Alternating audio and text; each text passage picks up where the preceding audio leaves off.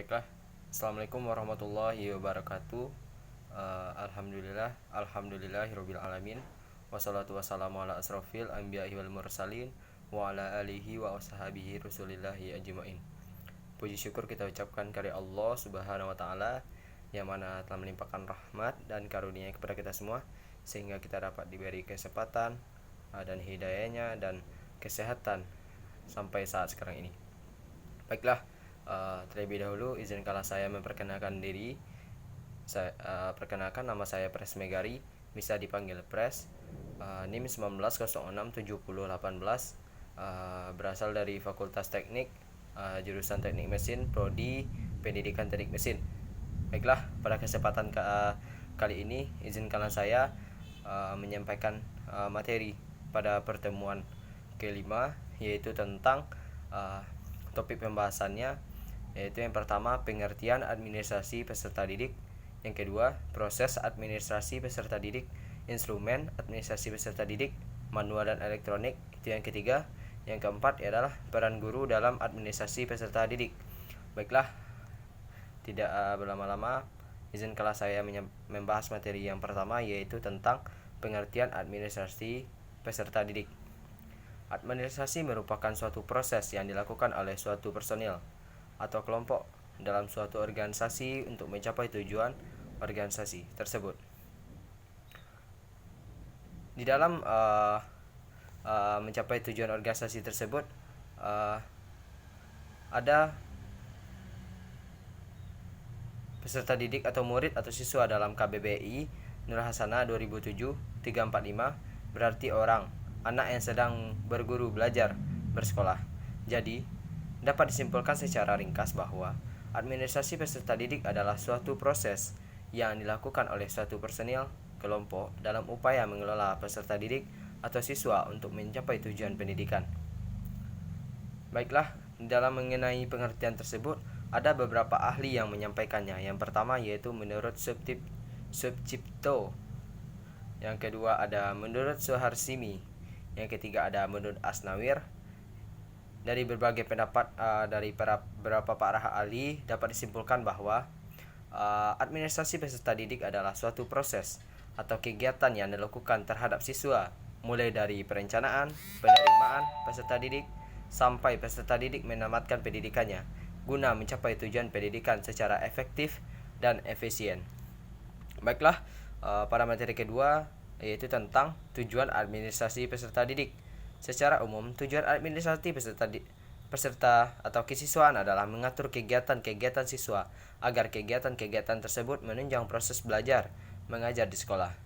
Lebih lanjut, proses belajar mengajar di sekolah dapat berjalan lancar, tertib dan teratur sehingga dapat memberikan kontribusi bagi pencapaian tujuan sekolah dan tujuan pendidikan secara keseluruhan.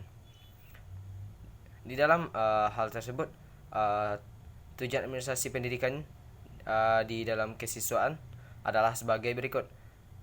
Yang pertama, meningkatkan pengetahuan, kemampuan dan psikomotor peserta didik. Yang kedua, menyalurkan dan mengembangkan kemampuan umum, kecerdasan, bakat dan minat peserta didik. Yang ketiga, menyalurkan aspirasi, harapan dan memenuhi kebutuhan peserta didik. Yang keempat, dengan terpenuhnya hal tersebut, diharapkan peserta didik dapat mencapai kebahagiaan dan kesejahteraan hidup yang lebih lanjut dalam belajar dengan baik dan tercapai cita-cita mereka.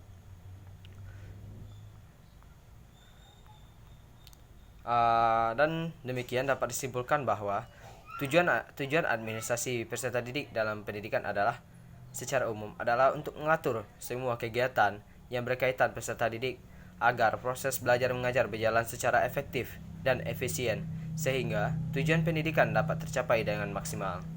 Sedangkan tujuan secara khusus adalah membantu peserta didik meningkatkan dan mengembangkan sikap pengetahuan, kemampuan, dan keterampilan terhadap sesuatu hal, membantu peserta didik mengembangkan minat bakat sesuai kebutuhannya, membantu peserta didik untuk menggunakan waktu luangnya, dan membantu peserta didik untuk memperoleh kebahagiaan dan kesejahteraan hidupnya dengan tercapainya dan terselesaikannya pendidikan dengan maksimal.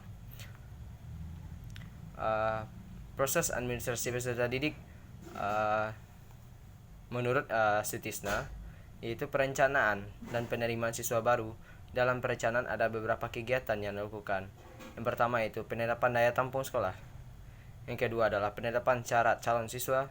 Yang ketiga ada penetapan panitia penerimaan siswa baru.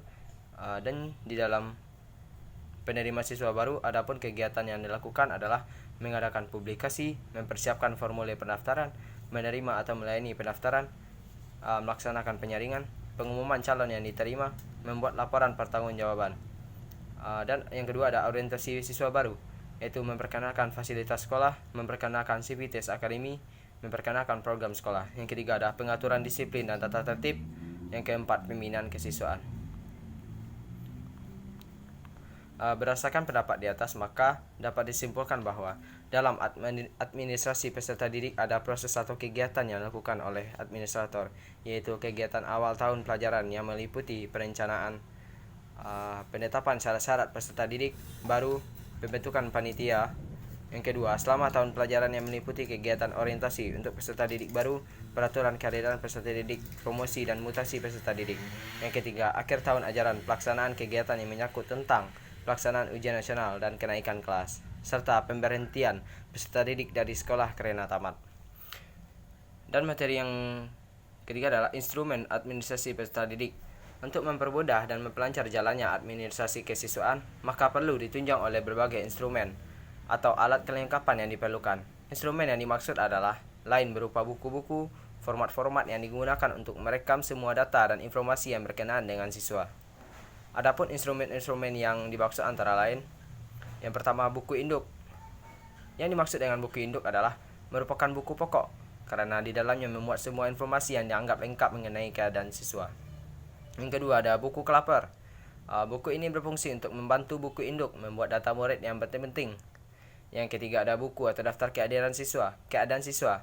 Buku ini menggambarkan keadaan jumlah keseluruhan siswa di sekolah. Yang keempat ada daftar hadir siswa. Daftar hadir siswa ini dibuat untuk mengendalikan keaktifan siswa mengikuti kegiatan di sekolah. Yang kelima ada file penyimpan berkas siswa. Berkas yang sifatnya terlepas perlu diarsipkan dengan baik-baik di sekolah. Misalnya fotokopi STTBE, akte kelahiran, surat-surat keterangan pindah dan sebagainya.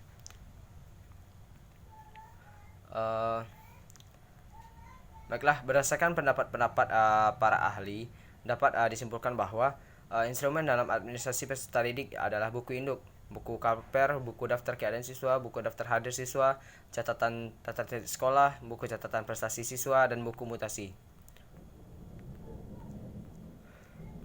Baiklah, untuk materi yang keempat adalah peran guru dalam administrasi peserta didik.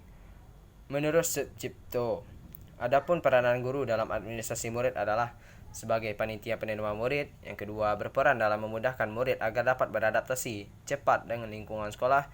Yang ketiga, mencatat setiap kehadiran murid secara kontinu dan teliti. Yang keempat, menciptakan suasana yang menimbulkan motivasi siswa untuk berprestasi tinggi dan menciptakan berdisiplin sekolah atau kelas yang baik. Menurut Sutisna, peran guru dalam administrasi siswa adalah menyeleksi siswa baru. Yang kedua, menyelenggarakan pembelajaran. Yang ketiga, mengontrol kehadiran siswa. Yang keempat, melakukan uji kompetensi akademik atau kejuruan. Yang kelima, melaksanakan bimbingan karir serta penelusuran lulusan. Berdasarkan pendapat di atas, maka dapat disimpulkan bahwa peran guru dalam administrasi peserta didik adalah sebagai panitia penyeleksi penerima siswa baru, berperan dalam memudahkan siswa beradaptasi di lingkungan sekolah, mencatat dan mengontrol keahlian siswa, kehadiran siswa, melakukan uji kompetensi, menciptakan suasana yang menimbulkan motivasi bagi siswa, menciptakan disiplin sekolah atau kelas yang baik, dan melaksanakan bimbingan karir serta penelusuran lulusan.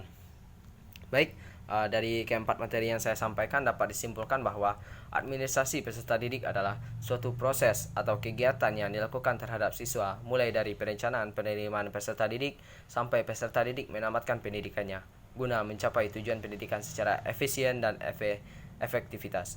Tujuan adanya administrasi peserta didik dalam pendidikan adalah secara umum adalah untuk mengatur semua kegiatan yang berkaitan peserta didik, agar proses belajar mengajar berjalan dengan baik dan efisien, sehingga tujuan pendidikan dapat tercapai dengan maksimal.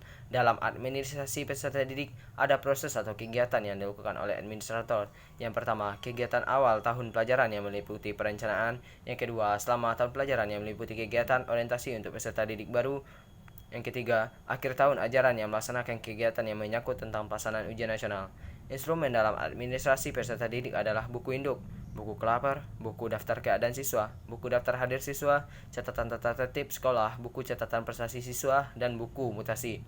Peran guru dalam administrasi peserta didik adalah sebagai panitia, penyeleksi penerima, siswa baru, berperan dalam memudahkan siswa beradaptasi dengan lingkungan sekolah, mencatat dan mengontrol keadaan siswa, melakukan uji kompetensi, menciptakan suasana yang menimbulkan motivasi siswa, menciptakan disiplin sekolah atau kelas yang baik, dan melaksanakan bimbingan karir serta penelusuran lulusan.